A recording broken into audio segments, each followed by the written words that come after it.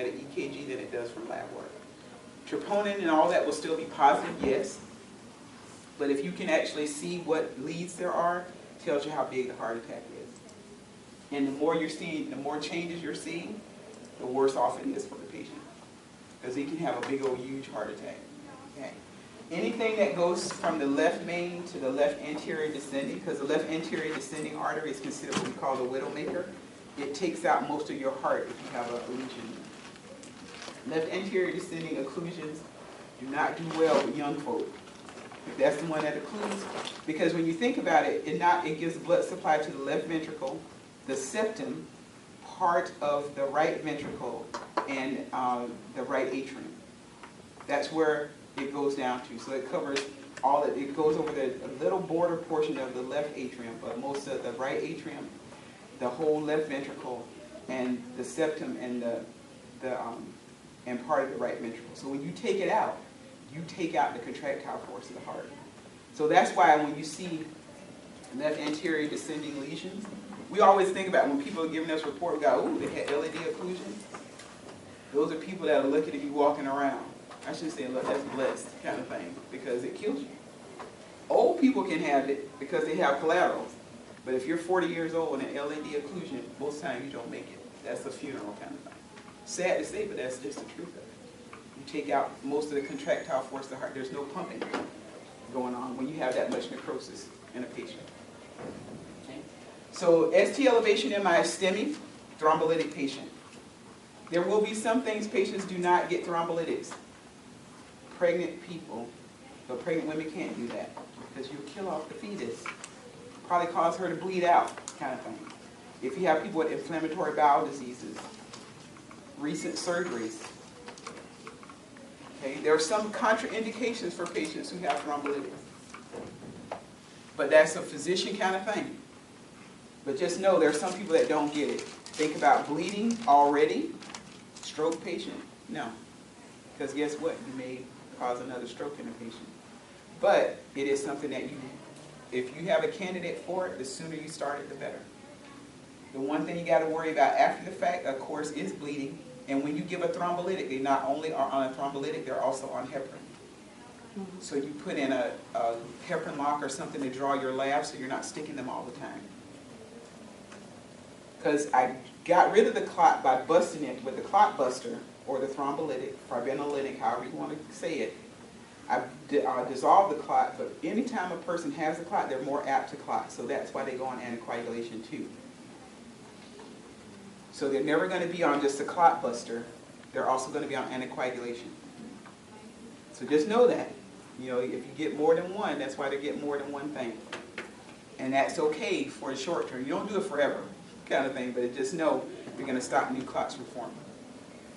All right? It is normal for a patient who has an MI to develop a TEMP for about the first 3 days. Because remember, that's an inflammatory response kind of thing going on.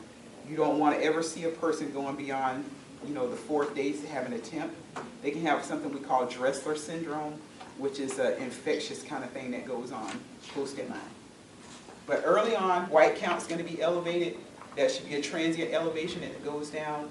Temperature is something you can see goes up, but it comes down. But when you get to that 4th day, because inflammatory response is normal in that first 3 days. After that, you start looking at something else maybe going on with the patient. Heart failure, ventricular arrhythmias, those are the common kind of things that can happen with patients who have a heart attack. So STEMI gets thrombolytics. The patient has a non-STEMI, or what we used to call non-Q wave MI.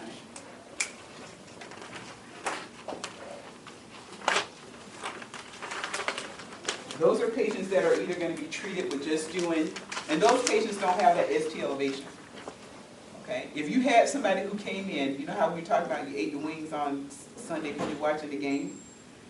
And that person comes in and we see these changes on their EKG, because now you'll see reciprocal changes. But if the person's not actively having chest pain and you can't tell whether they had a STEMI or not, you treat it as a non-Q wave or a non-STEMI. STEMIs are things you have to see actually happening to a patient. Okay, so you can't just say, oh yeah, I think you had a STEMI. No, we got to treat you now as if you didn't have one, because I'm not seeing it on an EKG strip. So those people are either treated with cath or they're treated with medications. Okay, so the same kind of process as far as the workup goes when they come in the ER, but if I see that it's a non-STEMI, that's not a thrombolytic. I'm not going to give this person that medication. For them, if you give it to them, you can actually cause rupture of the ventricles. So that's why you wouldn't do that. Ever kind of thing. All right? When you have a heart attack, one of the things that can happen is that necrotic tissue can be so damaged that the person ends up, because your heart is beating all the time still. If you give somebody thrombolytics in that scheme of things, you can actually cause that ventricle to rupture. So that's why we don't do thrombolytics for those patients. So they're going to be treated, when you think about the conservative side. Cardiac cath is a conservative in most regards, but that's what you're talking about. Patient may go for cath, do the angioplasty, and then we treat them on medications. Lifestyle modifications, all that good stuff that goes on. Okay. So what kind of wave are you seeing with a non-STEMI? You're not seeing a Q wave? Right. Okay. It just looks, the EKG, I mean, for people who don't do that all the time, it just looks the same. But it's just a little bit different about how the Q wave presents. Okay. Yeah. But just know that's the major thing they're always trying to figure out now is where the patient's having a STEMI or not. So make sure you look at that acute MI protocol, what kind of things we do for our patient. EKG is, everything is important. Testing purposes, the EKG is the right answer. I'm just saying, because I have students still go, I'm going to put oxygen number 1. I'm going to go ahead. It's wrong. I had a student tell me that one. You said airway, breathing, circulation. I said, yeah, but think about it. This is going to give me not only information about the disease process, but it's going to tell me treatment. Now, I'm telling you this in class, and they still do it. I'm like, okay. Whatever you say, still wrong. Okay? So EKG is first. All right, so diagnostic, and I can tell me which way I'm going for my patient. Tell me how big the heart attack is. In real life, you're going to see all those things done to a patient. Because pretty much when you go to the ER, patient comes in, they're doing all that stuff. Drawing lab work, putting the patient on O2, putting them on EKG. You see it all done like a simultaneous thing. The reason why it's important to do is because it's going to tell me what I'm going to do for it. I recognize, yes, I see that they're having a heart attack. Yes, I see it STEMI. Yes, I see how big it is. Now I'm going to look at if this patient can get thrombolytics or not. I'm going to start them right away. Yeah, all that other stuff is going on, but that's the difference. I can do all those other things, but is it giving me a lot of information? If I start an IV, is it giving me information? If I start them on O2, is it giving me information? No. That's why that's the better test to you. Not that the other ones are wrong, but there's a reason why. Because the test question says, what is the best thing to do? What's the first thing you should do for the patient? Not that the other things aren't important. Okay. Did somebody I saw a hand going somewhere. Was I crazy? I mean, I'm crazy. I was trying to figure out I missed what you said, but you said the EKG first before like oxygen or something like that. Yeah, because the EKG, nitrates, vital signs, all those kind of things are going to be there. Because they're trying to make you pick out which is the best thing to do. So EKG is going to give me more information about what I'm going to do, tell me treatments, things I can do for my patient. So it's kind of guiding you as far as your treatment goes for that particular patient. Okay. All right, then we have our inflammatory stuff. So we have endocarditis, pericarditis. Okay. Pericarditis I'm just going to talk about because I'm going to ask you about that one. Because it doesn't happen as often. Endocarditis happens more. And we have more endocarditis now because what do people do? A whole lot more than they used to when I first started working as a nurse. Huh? Drugs. And more drugs. They do, I mean, seriously. I look at it now, I'm like, man, does everybody shoot up now? Meth, all this other kind of stuff that's going on. I remember, because I was, I was a nurse at a young age kind of thing. And I didn't know these people did all this stuff, because my parents would snatch me all the time. So I didn't know all this stuff. But I remember when we used to keep, now everything is locked. I remember a time when we used to put medications in a cold cart that was just cubbies. And so people could just go take the medicine out of the cubby. And we kept going like, why is all this medicine gone all the time? We didn't put the big narcotics in there, but I don't know if you remember this medication called Talwin. You hardly see it anymore because that's how old I am. Y'all probably don't have never heard of that before. But people used to freebase it. I didn't know that.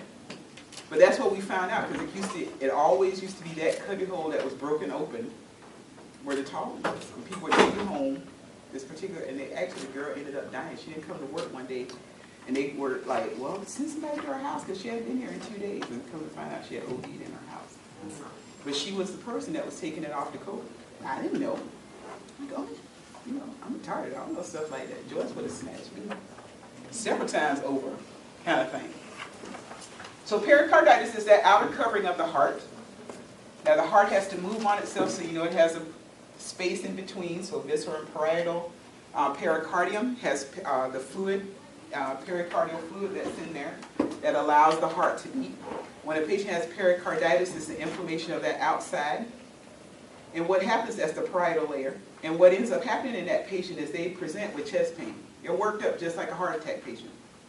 But then they find out, oh, it's not a heart attack. What they have is when you look at the V1 through V6 leads, which are the leads that go across the chest, for my friend, all right? And it's not that you diagnose anything, it's just that when you look, how when you look at a 12 lead, even though they're different leads, all the leads still are on the same line, no matter where you go across, 1, 2, and 3, AVF, AVL, when you look at that whole sheet, they're still all on the same line. When a patient has pericarditis, V1 through V6 are off the baseline. They look exactly the same, like every other strip does, so it's a normal EKG, except for the V1 through V6 leads are raised. That tells you the heart is inflamed. So that's how you pick it up. Patient, yes, comes in with chest pain, you work them up like they have a heart attack.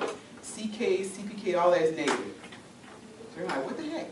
You look at the EKG, you look at the V1 through V6, you see it's raised off the baseline. Patient's having pain, so we diagnose them with pericarditis. Now, even though that's the itis and you think they get antibiotics, it's truly inflammation. That's the problem. So these patients actually go on anti-inflammatory drugs. Do that for a short time. If they have a lot of pain, we put them on potent ones, like Indocin. Indocin you can only take for 3 days. It kills your stomach, but it does the trick when you're talking about this kind of pain. Because patient is not, very rarely do you see a doctor put a patient with pericarditis on antibiotics. It's only if they have some other things going on, but truly it's an inflammatory response. So you can see it in patients for no reason. Somebody just has it. Who was my patient. Saudi heard about him last night.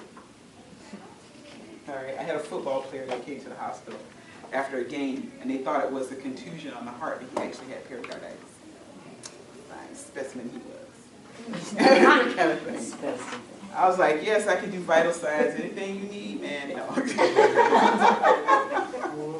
And I was telling my students last night, I said, yeah, and the one thing about professional athletes is that everybody and their mother comes to sit in the room, so there's no nursey that's going to take husband, okay, or boyfriend, that kind of thing. So if it's not his wife, it's the girlfriend of the wife or the mother of the patient or the mother of the wife that comes and sits in the room 24/7 when they're in the hospital. It's cool. I can still come look at it.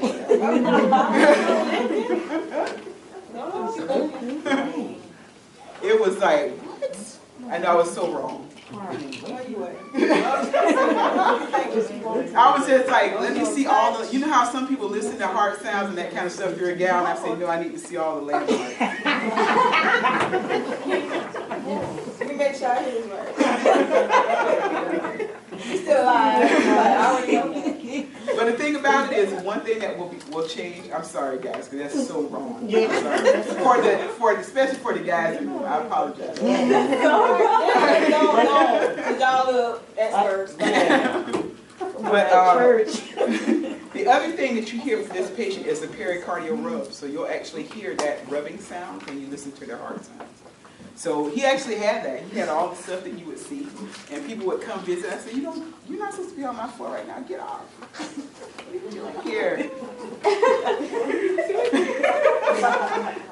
Come and try to see my patient. So it was nice. When I worked at St. Joe's, we got a lot of those. We got football players. But anybody that got hurt at the stadium, we always got to. So it's like, I took care of people that were guys who were longer than the bed. We had to put little things on the bottom of the bed because they were so tall. And I took care of scary patients. Not that they're scary people, but the persona he does outside of the hospital is very scary. I took care of the Undertaker twice. So I'm thinking, I know, Saudi pregnant. He's a wrestler. But he's like 7 feet. I just thought about how she's taking this. No, but it's a guy that's a wrestler who has that's his persona, is that he's the Undertaker. He has all these tats all over kind of thing. Very tall guy, very big man. He probably weighs 300 and some pounds. But he's solid. But I was like, I don't even know if I want to put my stethoscope on this. But he was very nice. He was very nice. But my football player was Hardy Nickerson. Ooh. Yes. Back in the day. So, yeah, I was a fan of him a lot. But he was very nice. But I'm telling you, people came and sat in the room day and night. And I was like, what? He's all right. I What you doing? I know, just go home already. No. But he's very, and the thing about it is most of the patients, or most of the players that come in are very, because they're like, a lot of them are at the mercy of some of here. You know, he lived here at the time, but some people are from out of town and they have no, you know, they're just at the mercy of whoever's taking care of them. So they're happy when somebody takes care of them or keeps people out from coming in the room, all that kind of stuff. Because you do that. You know, people come down and say, can I go in? No, you can't. He's not your patient. Get away. Kind of thing. So, I mean, I've done that with them before. But and then depending on who it is, because one guy does it, one of those other people we had to put stuff on the bed for was Jeff Hostetler. He was a quarterback for the Giants or one of those New York teams, and he was here and got hit. And so he was at the hospital. And so his wife wasn't here. Nobody was there. Nobody stayed from the organization because he had to stay here for a few days. And so his wife came the next day, and so we were talking to her about his care and all this kind of stuff and that kind of thing. She went back home and sent us Junior's Cheesecake, which is supposed to be the best New York cheesecake there is. So she sent Junior's Cheesecake back to us. I was like, yes. So most of the time, it's not a horrible thing, but there's, you know, it's just, sometimes you get to see specimens that you don't mind, kind of thing. Take care of patients. But he was one of those, but they thought it was something with his heart that was worse than it was, but he actually had pericarditis. So he went home. He could have stayed the whole time, and he went home. All right. But endocarditis now is a little bit different. That's the person, and Simone told us, the reason we have it so much now, or sometimes you'll see patients and you go like, what?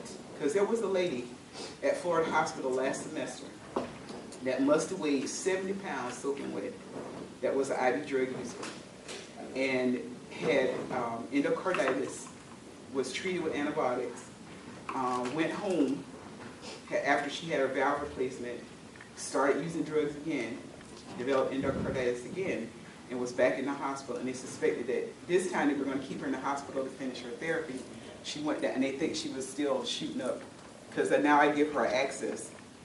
Because endocarditis is an infection of, most of the time you think about it as the valves, but endocarditis can actually affect the whole entire lining of a chamber.